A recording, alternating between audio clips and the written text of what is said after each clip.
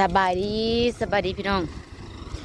มื้อนี้ตะเขียวสั่งรถดุดมาพี่น้องสั่งรถอันไฮนาใหญ่มาเบิกที่พี่น้องเบิกไฮนาเดี๋ยวสิอธิบายแผนการตะเขียวให้ฟังพี่น้องเบิดหน้านี่เราจะเบิกเบิดเลยพี่น้องขอมาหาพี่พุ่นเบิกเบิดแล้วเฮ็ดเป็นแถวพี่น้อง6 คนกับ6 แถวความหมายของเพิ่นนะพี่น้องอันนี้แม่นจุดประสงค์ของตะเขียว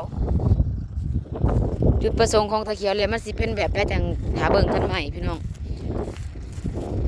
สำหรับค่าเบิกแม่นเพิ่นเอางัวบักคูนพี่น้องงัวพันธุ์ตัวนั้นเด้แลกกับค่าเบิกแล้วบ่ฮู้ว่ามีตื่มมีหยังกันหรือบ่ถ้าฟังไปพี่น้องเริ่มเลยนี่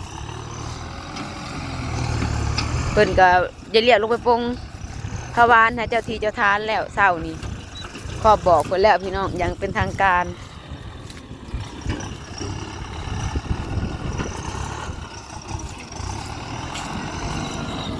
เฮาก็ย่างหอบเข้ามา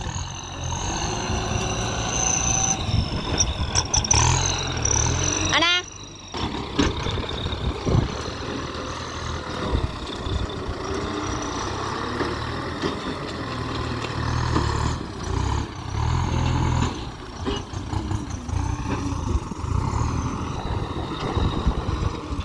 อันนี้ล็อกอันนี้นี่ล็อกหนึ่งแล้วอันนี้เป็นล็อกที่สองเราท้ายเขตไปก่อน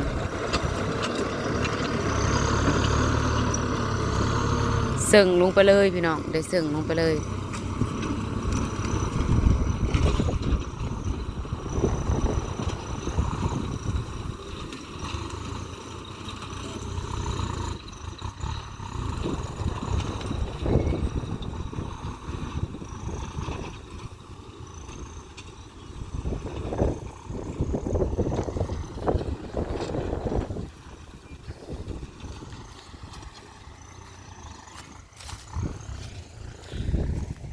ตะเคียวหักผดใหม่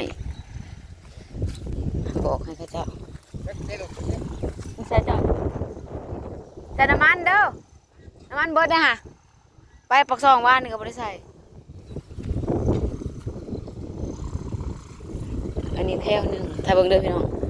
เบิ่งเด้อนี่อยู่นี่แถวหนึ่งเด้อเขาสิย่างไปวางได้เฮ้ยละไม้นะเฮ้ยละไม้นี่ไปใช้อีกวันนี้นะฮอดใส่นี่นะละไม้นี่เราเนี่ยนำรถนี่ผลไม้นี่พี่น้องทหารมานี่จะจักแมท50คือว่าแมทหนึ่งได้พูละเม็ด50คือว่าประมาณนี้แหละยาวลงไปเลยพี่น้องไทยลงไปเลยหลุดคันเข่าไปแล้วนี่แล้วก็สิมาแพงฮะเอาคือว่าคอยคือว่าเจ้าว่าเจ้าเอาไม้แล้วกับไฟนะนี่ได้แล้วคันหนึ่งพี่น้องได้แล้วคันหนึ่งถ้าเบิ่งถ้าส้มพี่น้องดินมันกับบลายเด้คันแบ่งกันเป็น6 คนมันก็ได้ผลละน้อยพี่น้องเพิ่นอยากเฮ็ดไว้ให้ลูกตามความต้องการของเพิ่นนั่นแหละพี่น้องสิทธิ์ของเพิ่นอยากเฮ็ดได้ก็เพิ่นอยากให้ผู้ใดก็แล้วแต่เพิ่นอยากให้เฮ็ดให้ละใครเพิ่นเฮ็ด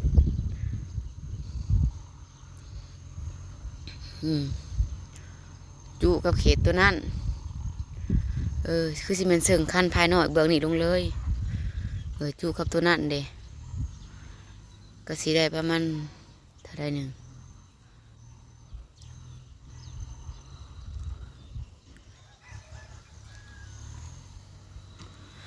คันผู้ได้เอาบอลยาวกับได้ห้อมพี่น้องคันผู้ได้บอล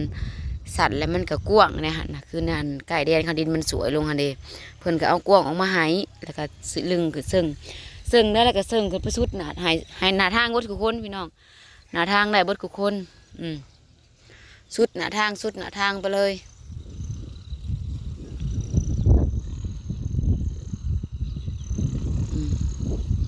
เห็ดเป็นแถวไปเลย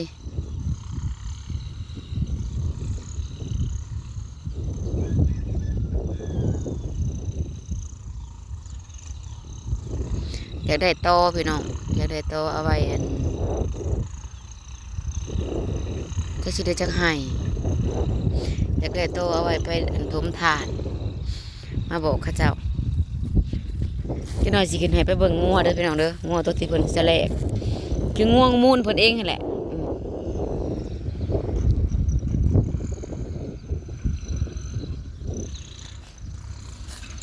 โตก็ดูถ่าย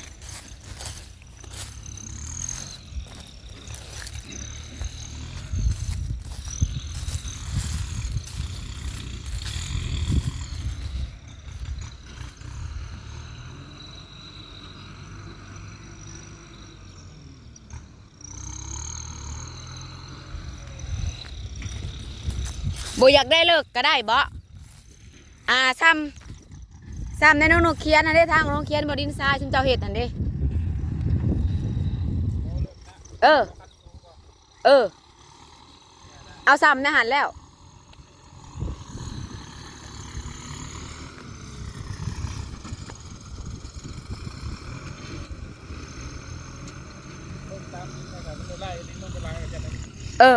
เอาตามสะดวกชุมเจ้าซะพอในหันเขาเจ้าบ่ดินเพียงเนาะ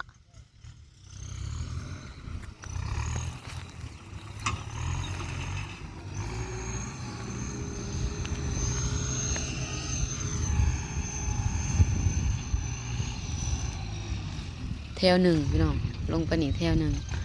เขาก็เทยให้หน้าอันนี้แม่นตะเคียวพี่น้องแผนการเราวางไว้แต่หึงแหละเราจะเห็ดวางเรามาคิดออกไปแล้วนี้เราจะเห็ดเนาะจะเราก็ได้เห็ดพี่น้อง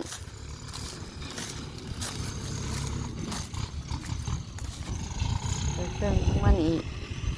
ไผสิเอาตัวใดก็แล้วแต่เราสิเล่งให้หรือว่าไผอยากได้ตัวใดก็เลือกเอาแล้วก็แล้วแต่ไผมันพี่น้อง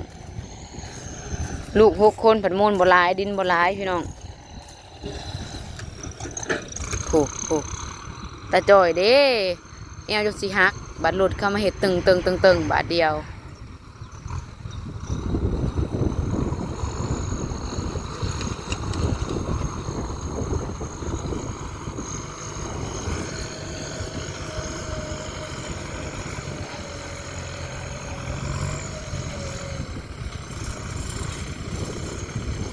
กำลังลงมือพี่น้องเดี๋ยวไปเลยฮะจะอัปเดตให้ตามหลังเด้อพี่น้องเด้อแม่นอีลีพี่น้องพอดีเสิ่งขางน้องน้อยนี่ลงเลยนี่พอดีเสิ่งขั้นน้องน้อยลงเลยแล้วเน่ใส่นี่แล้วก็ไปหั่นกับเพียงกันกระสุดลงไปเลยหากเพียงแต่ว่าน้องน้อยนี่ก็เป็นของเจ้านี่พี่น้องประมาณว่าน้องใหญ่ก็เป็นของร่วมหมู่ร่วมนั่นแหละก็แล้วแต่ละว่าเนาะตอนนี้เขาก็สิเบิกได้ประมาณจักไห้กับผู้ฮู้รอลุ่นตอนต่อไปพี่น้องบัดมันแล้วเบิร์ดเขาก็สิมารีวิวให้เบิ่งใหม่อีกพี่น้องไปได้ซ้ำได้ก็ได้หน่อยได้หลายก็แล้วแต่เนาะพี่น้องเนาะแล้วแต่ใครสิเอาบนใดคือสิมันเบื้องนั่นกับเจ้าหนึ่งแล้วบ่รู้ว่าเท่าใดหรือว่าเราสิแบ่งเป็นพูดของพ่อของแม่อีกพูดหนึ่งหรือว่านั่นได้กับยังบูฮู้พี่น้อง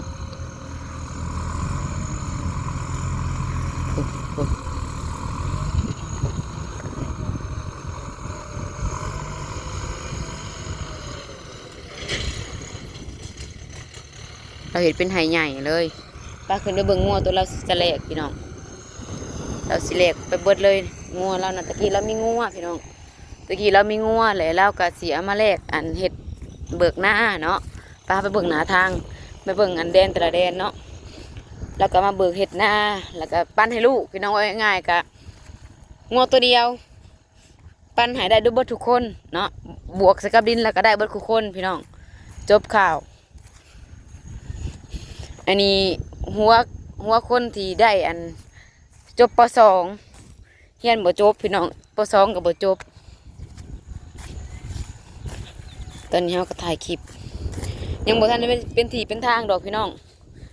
เดี๋ยวบ่แล้วเฮาจังรีวิวให้เบิ่งใหม่เทื่อนึงคือเฮาว่าแหละตีราคางัวซึ่งบ่จักแลบ่ซึ่งก็มันลดเขาเฮ็ดให้พี่น้อง1 2 3มึงก่อนเด้อ ตัวเก่าเราก็สีไหลเลยนี่ขาดไปแล้วสีไหลเลยเมื่อ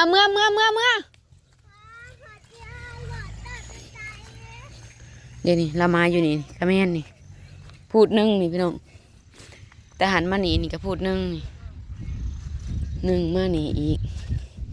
จากข้าวยางเมื่อกี้นี่มานี่อีกพี่น้องเดี๋ยวนี้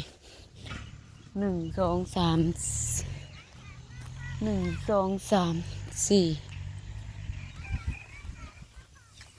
2 4นี่พดนี้จากพดนี้แล้วก็ไปพุ่นอีกพี่น้องดีนะเห็นบ่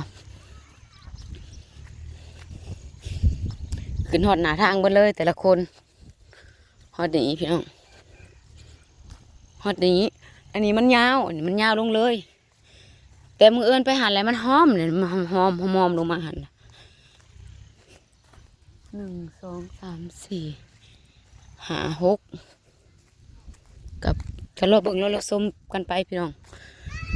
มันสิใหญ่สิกว้างสำใดบอกกันนะบ่ได้ตื้มเฮ็ดเบิดนี่นะบ่ได้ตื้มแล้วบัดแล้วพัดว่าให้ตื้มบัดนี้พังเบิ่งเลี้ยงงัวตัวเพิ่นสิเอาไปแลกบ่อย่าลงมามุไม่จะเอาเกิดพอมาซักแหงพอแหงย่านเกิดบ่แหงอยู่นี่มันบ่แดดปานใด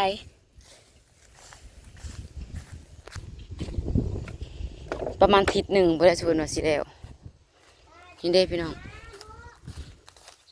หมดเดี๋ยวขึ้นได้หมดนี่งัว1 โตกับหน้า1 ทงพี่น้องงัว1 โตกับหน้า1 ทงพบกันคลิปใหม่เด้อพี่น้องเด้อฝากเบิ่งฝากส้มฝากเป็นกำลังใจพี่น้อง